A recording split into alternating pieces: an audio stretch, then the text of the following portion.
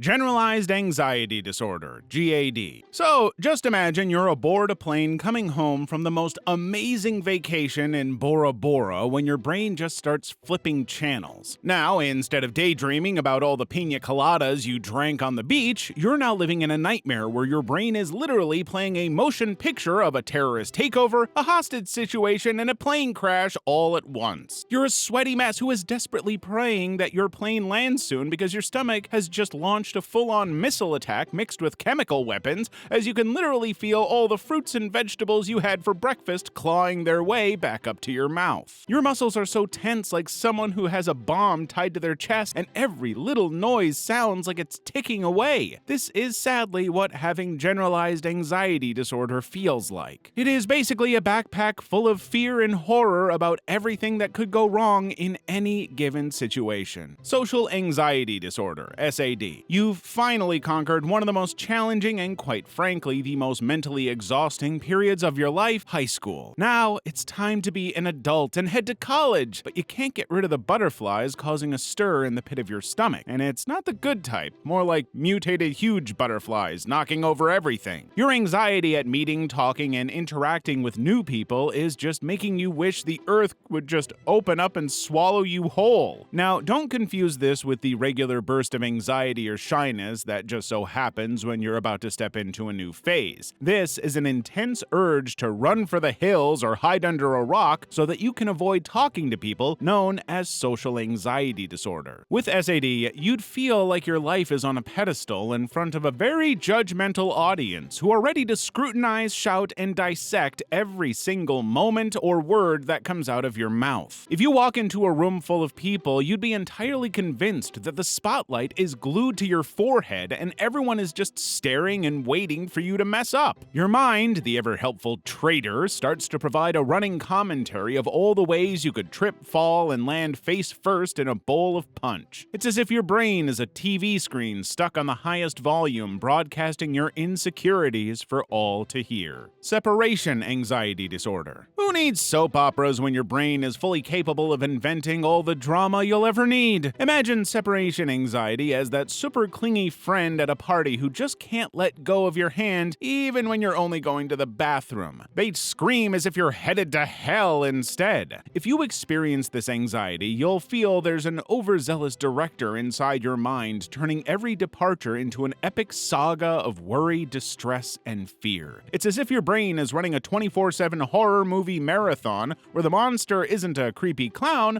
but the anxiety of being apart from your loved ones. Your heart would pound like a drum in a heavy metal music concert, and every time you hear your partner say, "Honey, I'm leaving," you'd swear you can hear the soundtrack of doom and impending disaster swelling in the background. Now, nobody says that feeling concerned for your loved one's safety is bad, but when that concern turns into an overwhelming, paralyzing fear that makes you as functional as a Wi-Fi signal in the middle of nowhere, you've got yourself a VIP pass to separation anxiety disorder. You'd be calling and texting so much that even your phone would beg for a break. Separation anxiety often starts after losing a loved one tragically, or you experience a major change like divorce or your kid moving away to college. It's like your brain sets up a permanent residence in Panicville, and every goodbye feels like a one-way ticket there. This disorder can still be managed with the proper treatment, therapy, and constant reassurance that leaving for a little time is not the end of the world. Agoraphobia. Now, if everywhere starts to feel like you've been caught in a trap with no means of escape, then you might have an anxiety disorder called agoraphobia. Now, we know claustrophobia is like a serious dislike and fear of tight spaces. But if you have agoraphobia, you don't even need to be in a tight room. You see, even being in an open field or going to the grocery store where people are would leave you feeling like a tiny ant on a big picnic table, way out of your depth and absolutely terrified. This disorder is way more than just a dislike of crowd. It's an intense anxiety about situations where escape might be difficult or help wouldn't be readily available. Basically, your brain turns into a drama queen convinced that every outing is a potential disaster waiting to happen. Even a simple bus ride can feel like you're boarding the Titanic and spiraling into a black hole of what-ifs. What if I have a panic attack in the middle of the street? What if I can't escape? Or what if I fly off to space and no one sees me? Your brain might even trick you into thinking the the whole place is on fire and you're the only one who sees it. Well, that's it. No more crowded places for you, and certainly no more leaving the house. Panic disorder. You've been applying for all the tech jobs for the past 2 months, and finally, one huge company calls you back for an interview, so you're really excited. However, as soon as you enter the interview room full of people watching you like a monkey on display, you suddenly feel like the whole room is spinning and all the oxygen has been sucked out because you can't seem to breathe anymore. The sound of your heart pounding against your ribcage fills the air and the entire background noise fades out. This right here is exactly what a panic attack feels like. Panic attacks are literally intense surges of fear that would make you feel like you're on a wild ride that just went crazy. This disorder can be triggered by specific situations that make you nervous, but sometimes they hit out of the blue. It'll feel like a literal heart attack, only you're not dying. You are just really, really terrified. You could literally be in the middle of a crowded mall, stuck in traffic, or just relaxing at home when this panic monster just barges in, literally sucking the life out of you. The craziest part in all this is that the fear of having a panic attack can trigger a panic attack. So either way, you are royally screwed. This fear of panic attacks can lead to avoidance behaviors where you steer clear of places or situations where you've previously had an attack. But here's the thing, avoiding the things that scare you because of panic attacks would just fuel your anxiety and lead to more attacks. So your best bet at overcoming this dilemma is to see a therapist who would gradually help you face the issue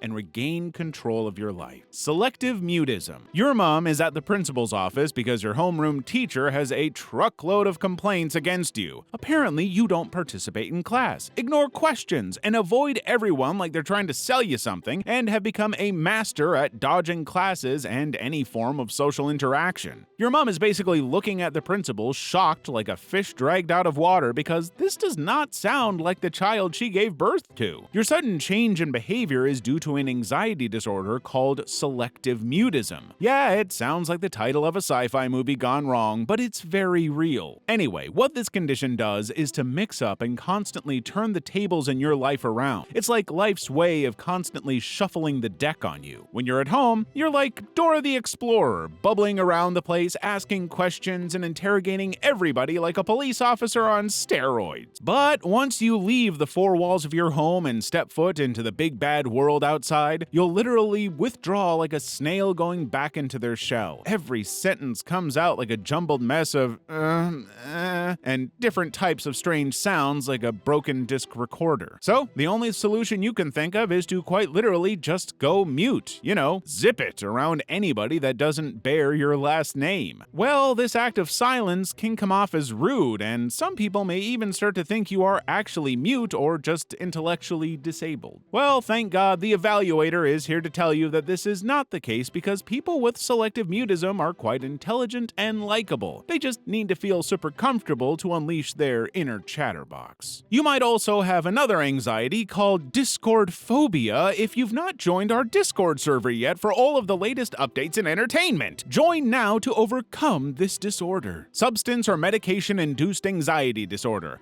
SMAID. Now, this particular disorder is all shades of wrong, honestly. Like, just imagine that you've spent your whole life dodging panic attacks like they're dodgeballs in gym class, only to find out that you have a serious case of anxiety disorder. Now, in an effort to help you manage your symptoms, the doctor prescribes you a bunch of drugs, but here's the plot twist. Every time you pop one of these supposed miracle workers, your panic attack ramps up to a level that would make a horror movie producer hire you on the spot because of how scared and jittery you are all the time. And after a month of living like you're auditioning for the world's most scared person, you finally realize that the pills are not your friends. In fact, they are your anxiety's best allies, making you jumpier than a cat in a room full of rocking chairs. It's like every pill is a tiny shot of pure chaos, turning you into a human version of a jittery chihuahua. Medications that are supposed to calm your nerves now light up your body's fight or flight system. It's like trying to put out a fire with gas Gasoline. Performance anxiety. You've been dreaming of your big debut on stage ever since you mastered Twinkle Twinkle Little Star in that 6th grade piano class. Finally, D-Day is just 24 hours away and you can't wait to show the world what you're made of. You know, besides 60% water and a dash of dust. Now, fast forward to the big moment. You're standing on stage in front of what feels like 1 billion people, but instead of delivering a star performance, you feel like a deer caught in the headlights, and your excitement does a disappearing act worthy of Houdini replaced by crippling fear. Basically, performance anxiety is like having the ultimate stage fright, where the spotlight turns into a blinding interrogation lamp and the audience into a sea of judging eyes. Your knees start buckling like they're made of jello and you break into a sweat so intense you could water a houseplant. To make matters worse, every single thing you've been learning for the past 2 years vanishes from your head faster than a bullet train can move from Tokyo to China. Suddenly, you're doubting yourself,